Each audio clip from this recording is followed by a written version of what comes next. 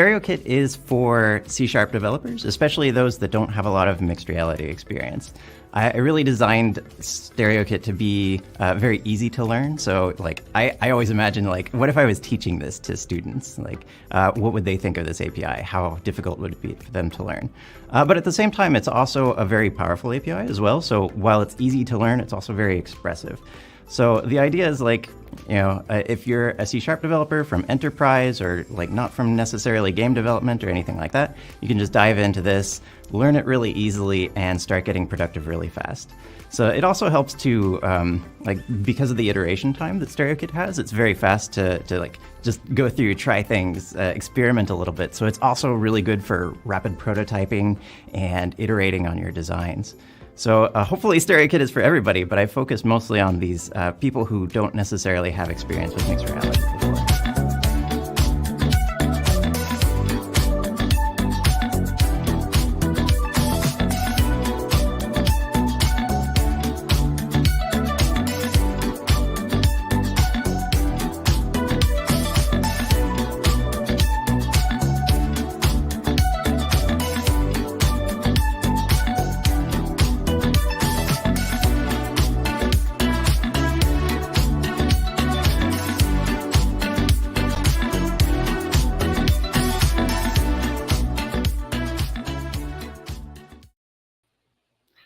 And welcome everybody to the fifth talk of the spatial room.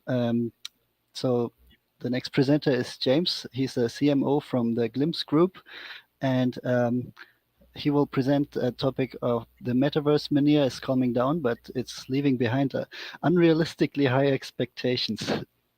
Well, the stage is yours. Thanks. Thank you very much. And hi, everyone. Welcome to this talk. As mentioned, so we're gonna look at some of the hype around the metaverse, what people are saying, why everyone is getting overly excited about it, and just putting a bit more of a pragmatic view across the topic. So hopefully it'll give you a clearer view of what it is, what it isn't, what you should worry about, and what you shouldn't worry about. That's what I hope you get from it. Just really quickly about myself. So 20 odd years marketing experience, a mix of startups, consulting, and working for global ad agencies, and then moved into the immersive tech sector around 10 years ago. So I think that makes me quite, I can't remember if I managed to say it was experienced or just old. A veteran, which sounds old as well, but I've been around the industry for quite some time now, and I am mildly addicted to LinkedIn. I think it's worth mentioning. It's a very good way to get in touch with me because I do spend far too much time looking at it, but it is a brilliant channel both for finding out what's going on and also getting in touch with customers. So I am a big fan of it, especially in a B2B space that I'm involved in. So I am the Chief Marketing Officer of the Glimpse Group. We are a US company listed on the NASDAQ, been around for about 6 years now. We are the largest independent multi-solution immersive technology software and services company in the sector. We kind of discount the likes of Meta and those guys as somewhat larger organizations, but when you get down to the sort of more independent sector, we're certainly one of the biggest. Got about 250 people working within the organization. It's a very interesting company from the point of view that we have an ecosystem of subsidiaries across the globe as well. So we have global offices, strong offering through one of our subsidiaries in Turkey, across the US, right through to Glimpse Australia down in Sydney. That ecosystem I mentioned covers a number of software services and software solutions, and it goes right through the immersive tech spectrum, from VR training, VR therapy groups, through to actual training for people to work and operate within the immersive tech sector and skills like Unity, through to augmented reality. We have some amazing augmented reality solutions, which also include sort of creating content for social lenses and the like. So it's varied. We are unique in the sector to have this approach, and it's something that the senior leadership spotted back when they set the company up. They wanted to bring in companies that have the best in class solution and bring it all together under one umbrella and all the benefits of doing that. So I'd encourage you to go check out our website, find out a little bit more about us, and if it's of interest, do feel free to get in touch. So before I dive into the main topic, I just wanted to bring up a couple of terms that I think are quite useful to frame how we talk and how we look at technology, right? Because everyone on this webinar is in effect probably going to be a technoptimist, right? You see the benefits that technology can offer, and from that perspective, you see it as a positive, right? So not surprising. And I kind of started thinking, when I was thinking about technoptimists, as like a Star Wars analogy. I don't know why, it just seemed to fit quite well. So a technoptimist would be Luke Skywalker, the good guy, right? Dressed in white, everything's good, let's all be positive. So I was thinking, well, if technoptimist, if that's Luke Skywalker, is there a Darth Vader? Is there, the opposite, the negativity to Luke Skywalker's positivity? And there is. It's amazing how many ridiculous terms there are out there. Once again, it's not a real word. Tech depressimist. So that is someone who is so negative about technology that they basically see it as all bad. The sort of person that would sort of position, AI is robots going to take over the world, which couldn't be further from the truth. But the sort of people that would look at it in that sort of negative way. So, you got on one spectrum, all positive, the other spectrum, negativity. And I think the point of bringing this up is it's really important how we look at technology as a whole. And I think from that perspective, I'm going to use this as a theme, and we'll come back to it and look at what is the right outlook to use. Is this, too extreme? You don't want to see everything rosy and positive. You don't equally want to see everything as negative. So we'll kind of see where we get to with that, and I'll come back to it later in the talk.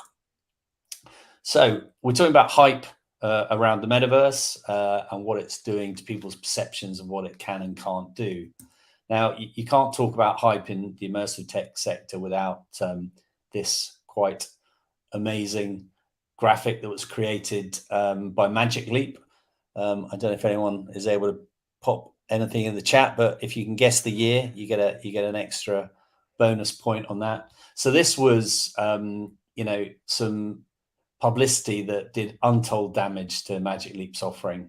It's a ridiculous thing to have shared. It is, showing a whale coming out of the floor, looks amazing. Look at the people in the audience. There's no headset. So what a Magic Leap thing. They were going to stick contact lenses in or something. I don't know. And, it set expectations, right? Yes, it helped Magic Leap raise an absolute load of money. Equally, they weren't able to get anywhere near delivering on this. And subsequently pivoted to focus more on enterprise, which makes perfect sense to me. So this is a classic example of hype gone bad, and how it ultimately affects the path a company can take. And for those of you who were able to guess, 2016 this was. So this is 6 years ago. There's a chap called Roy Amara. He was a member of the faculty at Stanford Institute for the Future. Super clever guy. And he came up, well, he didn't actually come up with it. He was actually quite embarrassed. He didn't want to come up, have a law named after him. But there is Amara's law, which is named after him. He was quite embarrassed because he's a very humble chap. But basically what he kind of identified was, he said, we overestimate the impact of new technology in the short run, but we underestimate what it can do in the long run. So just think about that for a second and what it means. So this is it in a graph. So the gray line is basically how we think about technology and our expectations. The orange line is how technology tends to develop. It tends to be quite slow. And then eventually it gets to a point where it starts achieving what it wants to achieve. The problem is, we as humans and all our fallibilities that we have, as humans, we suddenly expect things to work instantly. So things get talked about in the press, built up in the press. Everyone's like, wow, this is incredible. Everything's going to change. This is going to change everything we do and the world around us, right? And that's what's happened with the metaverse. We've had all sorts of hype around it. So everyone's gone, wow, this thing, the metaverse, Facebook have changed their name. Everything's going to change. We're going to do all these amazing things. We're all going to hang out. And, I keep being told that this is changing work. This is changing play. This is changing interaction, everything. And people go, wow, this is amazing. I can't wait for this to happen. But the reality is, whether we're where I've got the line there showing today, or whether we're a little earlier, probably a bit earlier in the piece, to be honest, suddenly they go, well, so where is it? And what you end up with is, you start off with these headlines, right? So you start off with people going, wow, this is, are we in the metaverse? It's here to stay. It's going to change everything. It's already here. All these ridiculous things, which, no disrespect to the journalists, but they don't really understand what they're writing about, because they are just feeding off that hype and doing it that way. And then what that leads to very quickly, so there's all the optimism and positivity, and isn't this amazing?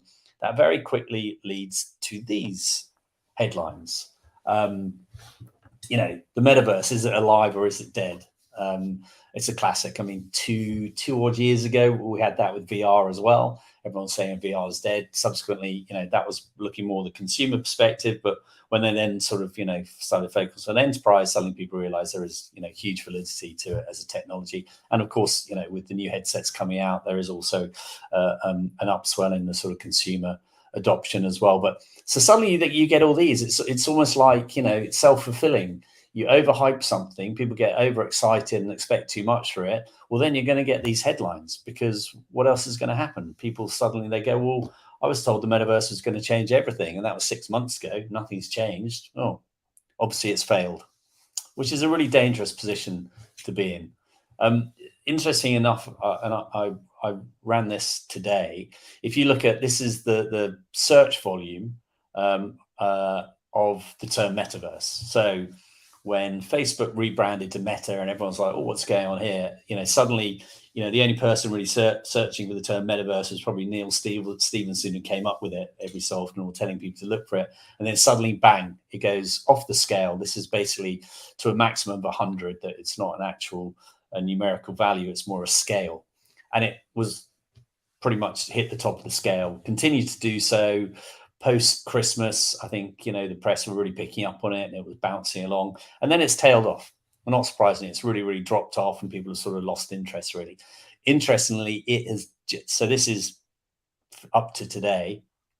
You can see it's had a bit of a bump, and we'll come on to that later, because that isn't a positive based off, the news and why people are looking at it again. So, once again, the hype was in overdrive. You get to March and people are starting to think, actually the metaverse doesn't exist and it's not very good, and it doesn't change everything. It doesn't change everything, which is what I was promised.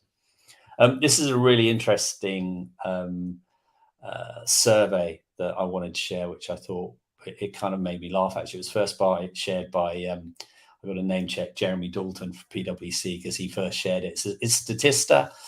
It's not a huge number, but it's got enough to be statistically significant. So these are companies. This was a poll of what is the definition of the metaverse, or what does the metaverse mean, among companies who claimed to have done some activity or invested in the metaverse. So read into that what you will, but it's quite interesting. There are people who are actually sort of thinking they've sort of involved in the metaverse, and then they have these kind of opinions as to what it is. So, first up, it's a virtual world. That's pretty good, right? I think we'll give them that. That's not a bad way to think of it, and that's 37.5% of people. So pretty good. Then 20% of people think it's Facebook's new name. There is a lot of confusion about it. It is still a bit worrying that if a company is thinking it's active in the metaverse, that's because they're doing some, ads on Facebook. There's a pretty fundamental misunderstanding there. It's linked to Web 3.0. Yeah, I mean, I think that's fair. It's probably not a definition of it, but we'll give you that. It's a crypto. Once again, that fits in with Web 3.0. It's not a crypto. They're in the right area, but it's not a crypto. And then there's some good ones here, which is it's a new Google. Really, really not sure what the thinking is there. All of the above is probably my favorite answer. They basically go, yeah, it's a virtual world. It's Facebook's new name. It's linked to Web 3.0. It's a crypto, and it's a new Google. That's brilliant. And some really honest people here. Only 0.5% saying, I don't know. And yet their company is apparently involved in some sort of metaverse activity already, which is truly hilarious. So what this works out as percentage-wise is basically sort of half the people surveyed were miles away from understanding what it was. So, the confusion in the market is fueled by the hype, and that in turn fuels the disappointment, is how I would position it. And and that's because, it is being commoditized. I had someone approach me on LinkedIn, and they basically said this quote, we can catapult your product into the metaverse. And so I went back to them because, being a good sort of marketer as I am, I always like to respond to people. I said, oh, so I can buy a metaverse, can I? And they didn't come back to me, which I thought was rather interesting. But you really are getting it to a point where people are being told, we can build your company in metaverse. And once again, you can build a company, a presence in Roblox or something, but you're not building them a metaverse. And arguably, is that even the metaverse? So it's just this huge confusion. There's a bit of a stampede towards doing something in the metaverse, but without really knowing what that something is or what the outcome will be, which is a dangerous position to be in. It's kind of such early stage that there is real danger that it will be, do more damage than good, because people will be disappointed and they'll write it off and not come back to it. These are some photos from CES, the big consumer electronics show out in Vegas. So this is back in January now, but they're rather interesting. I mean, the word metaverse was jammed in everywhere possible. That top picture, connecting the metaverse to the real world, that's just mind-blowingly, I can't even get my head around that. Metaverse for mobility on the right there. The one on the left that's good is the real metaverse. I like that. It's not the fake metaverse, it's the real metaverse, which I think is important. And then on the right there, we'll open your XR metaverse. And these people are showing AR glasses, mixed reality glasses by the look of it. So, very interesting. So you've got this whole kind of crazy mashup of all sorts of people jumping on the metaverse bandwagon, talking about what it can do, could do, will do, all these sorts of things. Really, really confusing for consumers. There is obviously stuff going on that is considered the metaverse. For example, the Travis Scott concerts he did in Fortnite, 25 million people went through it. And that's sort of considered the metaverse. You have to remember, though, that this was on desktop, right? So this was people accessing it on desktop and interacting. Really well done. It was a great sort of stepping stone to sort of move into the metaverse ultimately. But, that isn't the metaverse. We're still looking at this through a 2D screen. Similar with Nike and the store they opened in Roblox. That's considered, operating in the metaverse. This is once again a 2D experience. Very good. I think last I saw they had sort of 7, 8, 9 million people having gone through it. Most of those will be sort of teenagers sort of running around having fun in Roblox. Once again, it's a valid way to start moving towards more of a sort of what one would really consider to be an immersive experience, but it isn't really what you would consider to be the metaverse, but it gets portrayed that. I'm not going to dive too much into NFTs, but NFTs obviously are an important part of where we'll get to with the metaverse, and they were getting a big buzz. I mean, Bored Ape Yacht Club, I think, has lost 60-70% of its value alongside the sort of cryptocurrency crash.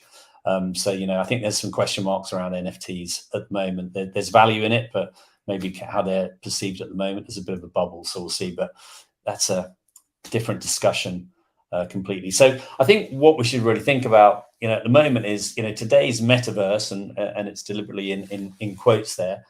It's kind of a mood board for the future rather than the final architecture. It's a stepping stone. It isn't a metaverse, but it is trying things out and piloting stuff that will ultimately lead to something that is fully immersive, interoperable, persistent, all those words that really are important to mean, to make a real metaverse possible. So, I think if we think of it in that way, and it's not the finished article, then you reduce the hype, you reduce expectation. You're not telling people this is a fully formed thing and it's done. And so from that perspective, it's really important, to have that view of things. So that's that sort of technoptimist, pessimist, somewhere in the middle sort of piece, that people have to take. This is a really interesting view of, what is needed for the metaverse from a chap called John Radoff. I suggest you go look him up. He's got some really interesting thoughts, and he's got these 7 layers of the metaverse, right from the infrastructure that's required, which of course is huge to get to the fully fledged metaverse. The human interface, so how people will actually interact with it and how they will access it. Decentralization, so the whole piece of blockchain, the ability therefore to start transacting and share things, buy things, etc. Through to spatial computing, so the 3D engines, that are required. Then a creator economy, you need people creating the content within this, the metaverse. How people get to it, so how are people actually discovering this, how are they sort of coming through to it, and then the experience itself. So what are people doing there? Hanging out, shopping, sporting events, banking, all the things that may or may not be part of a future metaverse. So it's a really interesting way to look at it. And I think he's sort of broken it down in a sort of very sort of pragmatic way that you would look at it. And then what he's done, and this is logo overload. This is genuinely, hurts my eyes, although I do love logos. I'm in marketing, so seeing logos is quite a good thing. Of course, everyone ends up looking for their logo and goes, where am I on this? Hang on, how come I'm smaller than them? But this is interesting because in effect, what he's done is break down the 7 layers and shown you which are the major players in each one of those different sectors. So, really useful. This changes all the time. This was back in November 2021, so it'll be hugely different now. But a good sort of sense check of where people are at and what they're doing within it. This is another really useful piece of content that is from Andreas and Horowitz.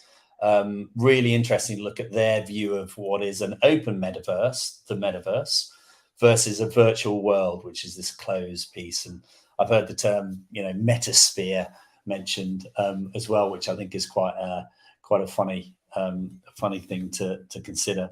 So what they've done here, I think, is really interesting, is that they are basically looking at it from the point of view of going, okay, so how do you compare open to closed? What are the key pillars of it from that perspective? And there's a key element is decentralized. So the metaverse will be decentralized. A virtual world is more of a centralized environment. The property rights will be cryptographically enforced in an open metaverse, but in a virtual world, actually it's based on their terms of service. Interesting enough, the digital assets you might have in, say, Sandbox, in the Sandbox, if you get kicked off the platform, if you contravene their terms of engagement, they can kick you off. And if they kick you off, you lose access to that digital asset. So if you bought your mansion next to Snoop Dogg, and you do something that contravenes their terms of service and you get kicked off, you can't access your next to Snoop Dogg mansion anymore. So it's quite interesting. There's an interesting article I read about that. So those sorts of things, whereas in the metaverse, you'd have that interoperability, the ability to, cryptographically prove that that is yours, and you would always have access to it wherever it is. And, some other interesting aspects here, so look at it from a point of view of like the social element, it's direct in the metaverse, it's mediated in the virtual world. I mean, what they're in effect talking about on the right there is your Roblox, your Horizon worlds, those sorts of things. Then in the middle there, that is a genuine interoperable, persistent, open, decentralized metaverse. I found this a really useful list to kind of compare the different elements, because at the moment we partially have on the right, we don't have anything that really sits genuinely in the middle, in my opinion.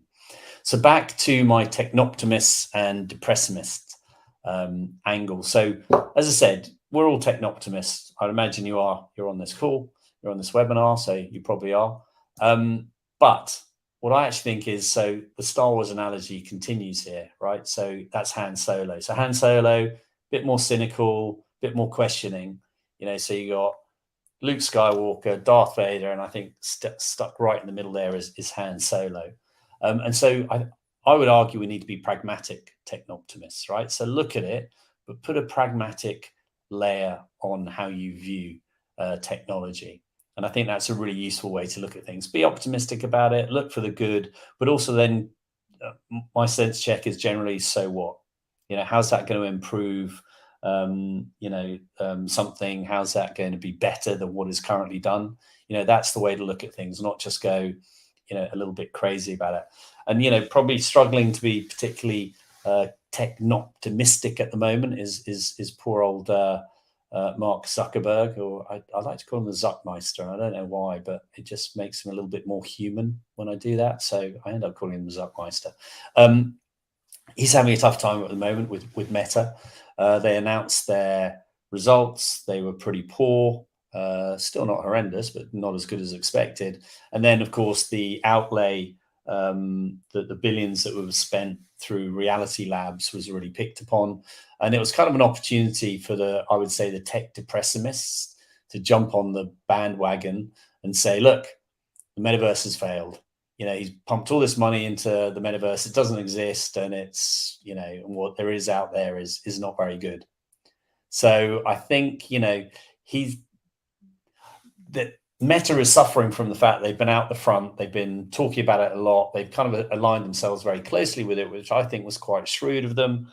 Maybe not right now, but I think in the future. But it also annoyed a lot of people. And, Meta, Facebook, is an easy target. And I understand why. They've done a lot of really bad things along the way, particularly on the data front. But, they are putting a lot of investment into, the immersive tech sector and trying to, develop metaverse-ready technology.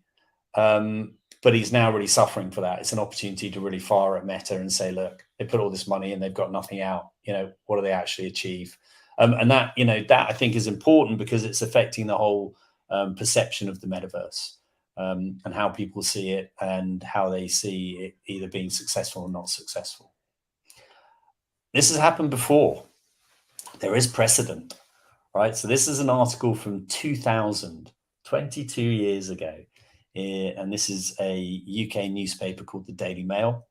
And, just look at that. Internet may just be a passing fad as millions give up on it. I notice that's in quote marks, so they've taken that from someone. But, and we're not in the same spot with immersive tech and the metaverse that may or will be in the future. But there is this element of let's shoot down the latest technology. And that is because of the hype. I understand why people are like, it's not very good, because it's been so hyped up, because everyone expected everything to change. They've gone down the route saying, well, it's probably not going to work. So, it's good to know that, or I guess it's interesting to know that, there is a historical, precedent for these things. So coming to the end of this talk now, I would say, don't fall in love with the tech. or the hype, fall in love with what it can do. What, you know, that so what thing. What is this going to be able to do? What can I do with it? Why would I do it? What's realistic to expect from it? When's it going to be something that is actually going to be part of, you know, my life, be that business or social, you know, so do all those sorts of things, you know, so don't try and force it. Don't try and, you know, just run along with the hype. Look at it from that perspective, be practical. Which kind of brings me to the end of the talk, and also brings me to, I think, a new term that perhaps can come out of this, which is a tech pragnoptimist. There are lots of hyphens in there, which shows I'm trying way too hard to come up with new terminology. And it's quite a ridiculous word and incredibly long, but it's, you know, I think it sums it up. You know, it may not take off. It may not be, you know, the hashtag may not be trendy on Twitter just yet. But what I'm basically saying is, if we look at technology with a pragmatic point of view, then that is going to stand us all in much better stead and avoid, you know, all the problems that overhyping technology brings in, which is the position we find ourselves in now. I'm sure in the next, it's tough putting timelines on it, but certainly in the next couple of years, things will start coming around. There'll be more meaningful elements of the metaverse being brought into play. 5 years we'll be in a much better spot, and then 10 years we may have something approaching what is considered to be a fully fledged metaverse. So I hope you found that useful. If you want to get in touch, please do. LinkedIn is always the best way to go. There's some other details of mine there, but LinkedIn, just James C. Watson, and feel free to connect with me. Always happy to have a chat with people. So thank you very much. Thank you, James. Yeah, very interesting talk. Yeah, it's always the same with new technologies,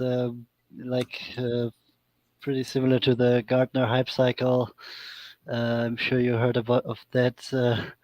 Yeah. Let's see how Metaverse will go out the other end.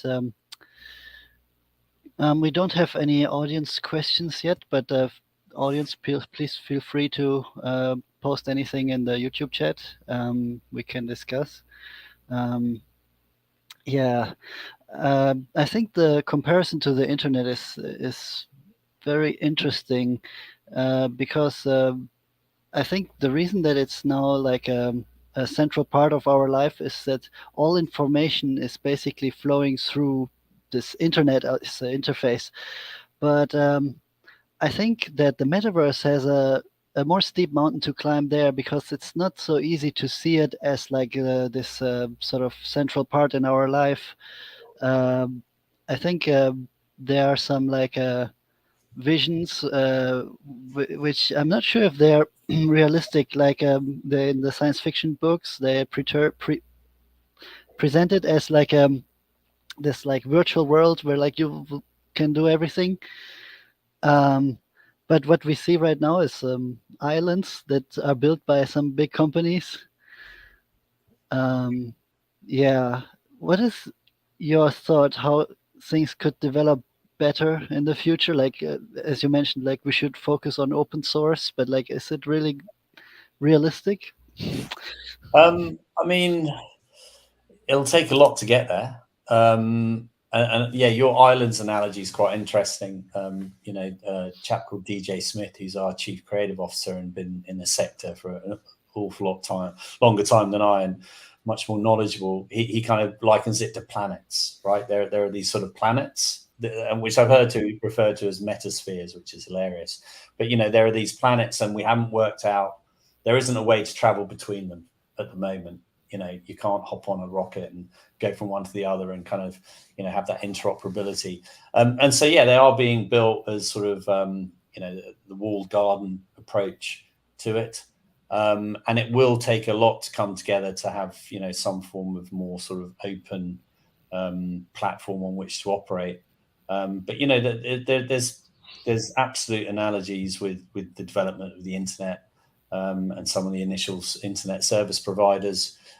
You know, I think ultimately it will start off somewhat fragmented, you know, and it will continue in that way. And then I think over a period of time, you'll get more of that sort of ability to have, break down those walled gardens and sort of move into other areas. But it will take a while. And inevitably, in an early stage, it's the larger companies who pump in the investment to move forward. And therefore, they have a self-interest in what they do. They're not going to be completely sort of utopian and do it for the greater good. They're going to have their own agendas to run with, which is fair enough. They're putting a lot of money into it. Meta is pumping a ton of money into this, so they're going to have some self-interest in there. But ultimately, I think drives the whole thing forward. You just hope it doesn't get to a point where there is complete sort of dominance of one party, and it makes it hard for others to come in. But market forces are market forces, right? So those with the biggest wallets initially sort of move faster, and then the others sort of start catching up. Yeah, that's true. Like we can definitely see that, like technology like proliferating to like after it's been done once, then it will proliferate to the other companies. Yeah, but I have to say, I'm still skeptical. Like, I would love to see this ideal metaverse emerge, but like, it could also go the other ways, that like these walled gardens will like grow and like keep the walls up, and like we have walls with like operating system with Windows and like Mac and Android, and like all these things are actually still maintained as walled gardens, and they don't see any way of them merging. And the only thing that the internet did different is like that the infrastructure was from the beginning shared by everyone. That's not the case with the metaverse. So yeah, it's it's a tough. There's a lot. We know we don't know a great deal at the moment. We have some views and we have some visions, but how this is actually going to play out is going to be, we're going to have to wait and see. Yeah. We just have to be pragmatic and take the developments as they come. Yeah. And yeah, I want to mention in the audience we have already one fan here. JD is really liking this new term. Feel free to use it, JD. You're welcome. It's a bit of a mouthful, but you never know. It may take off one day. Right. So yeah, any more comments or questions? We still have a lot of time, actually. I wonder, like, what is your company working on, trying to push this metaverse forward? Yeah, so we're working with a number of clients at the moment. I mean, we're doing as much as you can operate in the metaverse at the moment, given where it's at. But yeah, we're working with customers to develop virtual worlds. So we're doing some work in Centraland. There's some work going on with other platforms. So there's some sort of like initial forays into this space, which is the right way to go about it.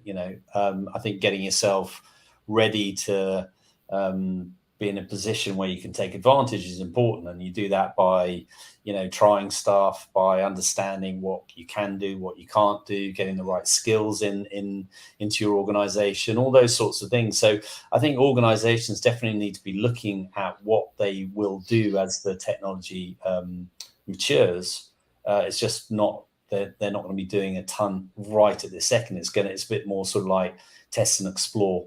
But there's all sorts of other areas. Just because the metaverse, as we kind of think of it, doesn't necessarily exist at the moment. There's still all the other immersive tech opportunities going on using AR, VR. All those technologies. There's huge movement in that space. So whilst the metaverse will bring a lot of these together and sort of bring it more into everyday life, there's still huge validity in the use of the technology, be that remote assistance using AR, be that VR for training, VR for therapy, all these things are, happening now.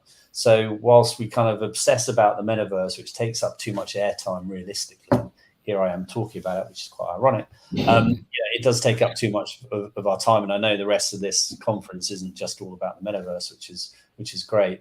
Well, that will come up a lot, no doubt. There's all the other things that are progressing, and they will continue to progress, and they'll sort of coalesce at some point in the future and be elements that fit in with a metaverse. But it doesn't really matter. The technology's there; it's playing a role. Certainly in the enterprise sector, pickup in the consumer sector is increasing. New PlayStation headset coming out and what have you. So by obsessing on the metaverse, kind of takes us away from all the stuff that's actually happening. And so that's got huge validity and huge value at the moment. So there's lots of activity in the sector. There's lots of projects going on. There's lots of companies engaging with it, and there's a lot of companies scratching their heads trying to work out what this metaverse thing is. Right, and I would say, of course, the term is maybe overused, but it's still helpful for the development to have this sort of guiding term as giving some sort of long-term visions, and the same with AI. It is overused, but it is helpful, and I don't see a problem in continuing to use this term. Right. Yeah, it can be helpful. It can also be confused. Sorry, that was my timer. That was my timer. Yeah, we are about close. Sounds like a big oil tanker coming through my Anyway, it can help. It can confuse. AI is another term that confuses the heck out of people. They go straight to, some people go straight to robots taking over their jobs. Much as with metaverse, people go to, we're all going to be zombies in headsets and stuff. So it can help. It gives some framework, but I think for as much as it helps, it can confuse. So it's a balance. It's a tricky balance. Yeah. All right. Another thing that people talk about with metaverse also is what is really the sort of killer app that can engage everybody, to really push this idea to the masses and not be some gimmick. Tough questions, I know. It is. I mean, I guess if you consider, probably the killer app for the internet was email, right? That was probably really interesting. Yeah, killer app for it. What it'll be for the metaverse, I mean, I don't know. It needs to be that there's enough value for people to feel that there's a reason for them to use it, engage with it, immerse themselves in it on a regular basis. So I don't know what it would be. I think it's probably along the lines of some sort of social interaction element. I think I would have thought, but arguably that exists today with things like VR chat. But I think maybe there's something around the avatar piece, and as that becomes more realistic and people feel more sense of real presence, imagine if you could, if the technology gets to a point which is a long way off, or the hardware where I'm sat here and I've got, my webcam is also a volumetric capture device, and so it's able to film me and drop me into a virtual space with you. So we're in that space, headsets on, and we feel like we're actually in that space, as opposed to it being, an avatar, which are getting better and will get better. So I think, I don't know, there's maybe the killer app is when we can have a real sort of true representation of ourselves virtually. Yeah, interesting. That might be it, but it's a tricky one. Yeah, I think it is once you get some pieces, then it will enable other pieces. So it's representation avatar is definitely one of the cornerstones. Absolutely agree. We have one question from the audience. So JD is asking if you could speak about the education space, particularly higher education sector. What projects are underway? Where should university look for guidance or resources? Yeah, I mean, in that sector, there's huge there is huge opportunity and a lot of activity as well. Actually, one of our subsidiaries, Fortel Reality, has a sort of strong presence in the education sector, and they're doing things like building virtual campuses. So that's stuff they're doing now. You know, that once again, I think is a stepping stone to what would become the fully fledged metaverse. So virtual campuses have real value from the point of view of, you know, obviously when there's a need for remote learning, they fit really well. You know, you can have really immersive content in there. So people, you know, if you're learning about, you know, the Egyptian pyramids, you can go and have a look at the pyramids, walk around the pyramids. I mean, how good a sort of way is that to learn? I think, you know, there's lots of offerings out there. I think you just need to really understand what you're trying to achieve, what the benefits of it are. I mean, a lot of the benefits as well are that sort of collaboration piece as well. I think University of Nottingham here in the UK did some interesting sort of tests of running lectures, group lectures in collaborative VR spaces, and they found that really good. You know, to complement the course, not to replace it. So it wouldn't be that everything is remote. It would be a sort of a hybrid of that. And I think, you know, so it's just finding the right use for it. I think students are more receptive to technology now. I think they actually expect, you know, educational institutions to have cutting edge solutions. And I think, you know, it's just working out what the best technology is and to apply it in the right way. So it's a really interesting space. I think sometimes educational institutions find it a bit hard from a cost perspective, and also there's somewhat, you know, sometimes there can be a bit of resistance to change, but you get that across different sectors as well. So yeah, there's a lot of activity in the space, still finding its feet, but at a stage where there's people doing stuff. And, you know, I would suggest, you know, just doing a search, you know, use of XR in education, you know, augmented reality as well. Imagine, you know, you got your tablet, you're in a class, a dinosaur comes to life, you know, you can have a look at it, you can dissect it, all those sorts of things. So the challenge sometimes is more from an infrastructure perspective, but you know, once you overcome that, it's a great way to augment education as a whole. Yeah.